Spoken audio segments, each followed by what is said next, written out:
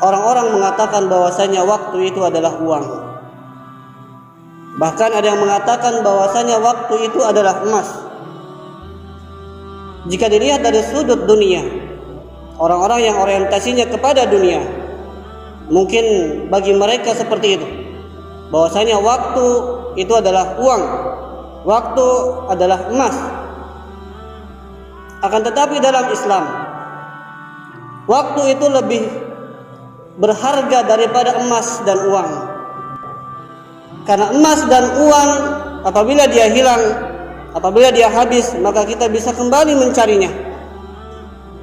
Akan tetapi apabila waktu yang hilang, waktu yang telah bergulir, maka kita tidak bisa kembalikan lagi. Waktu yang sudah lewat, yang sudah berlalu, maka kita tidak bisa mengembalikannya kembali. Oleh karenanya, manusia itu sering diingatkan oleh Allah Subhanahu wa taala dalam banyak ayat. Dalam banyak ayat Allah Subhanahu wa taala mengingatkan kita dalam masalah waktu jamaah. Allah berfirman dalam surah Al-Asr, Allah berfirman dalam surah Ad-Duha, Allah berfirman dalam surah Al-Fajr, Al-Lail, Al-Furqan, dan surat-surat yang lainnya. Dalam surat Al-Asr yang sudah kita hafal semuanya, Allah mengatakan, Allah berfirman, wal asr, demi masa, demi masa. Dalam tafsiran yang lain, demi waktu asar. Innal insana lafi khusr, sesungguhnya manusia benar-benar dalam kerugian. Hari-harinya rugi. Rugi jatah waktu yang singkat, yang sedikit, dan amal-amal yang sedikit, bahkan tidak memiliki amal sama sekali. Tapi Allah kecualikan ilal ladzina amanu. Allah kecualikan siapa yang tidak merugi di antara mereka adalah orang-orang yang beriman. Itu yang pertama. Wa amilus shalihat, orang-orang yang beramal soleh, yang dekat sama Allah, yang taat sama Allah. Wa tawasau bil haqq, dan orang-orang yang saling berwasiat terhadap kebenaran. Wa tawasau bis sabr, dan saling berwasiat di antara mereka dengan kesabaran, kecuali mereka. Kemudian dalam surat Ad-Duha, wad-duha, demi waktu pagi. Allah berfirman dalam surat Al-Fajr, wal fajr, demi waktu fajar. Allah berfirman dalam surat Al-Lail, wal laili idza yaghsha, wan nahar idza tajalla, demi malam. Kemudian wan nahar, demi siang. Ini menunjukkan bahwasanya Allah bersumpah atas makhluk. Ini menunjukkan bahwasanya ada sesuatu yang besar di situ.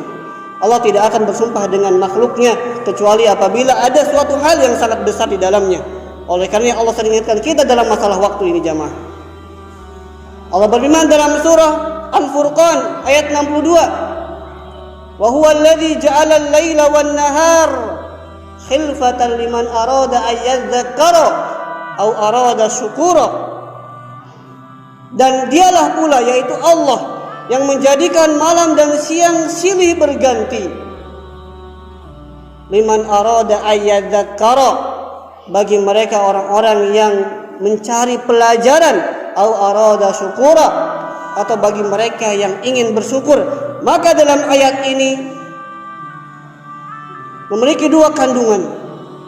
Dengan diputarnya siang dan malam, memiliki fungsi yang pertama adalah liman arada ayyadzakkara, adalah supaya mereka mengambil pelajaran. Au arada syukura, dan yang kedua adalah, fungsi yang kedua adalah supaya mereka bersyukur kepada Allah Subhanahu wa taala. Lebih jauh dari ini, Imam Ibnu Qayyim rahimahullahu taala berkata dalam kitabnya Al-Fawaid, beliau mengatakan idha'atul waqti asyaddu minal maut. Menyia-nyiakan waktu itu lebih parah daripada kematian. Menyia-nyiakan waktu itu lebih parah daripada kematian. Li'anna idha'atal waqti taqta'uka 'anillahi wa daril akhirah. Karena menyia-nyiakan waktu itu akan memutuskanmu dari negeri akhirat, memutuskanmu dari mengingat Allah.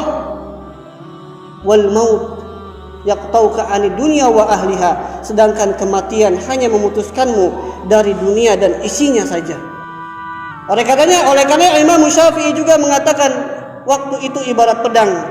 Apabila kita tidak memanfaatkan dengan sebaik-baiknya waktu yang kita miliki, maka dia akan menebasmu.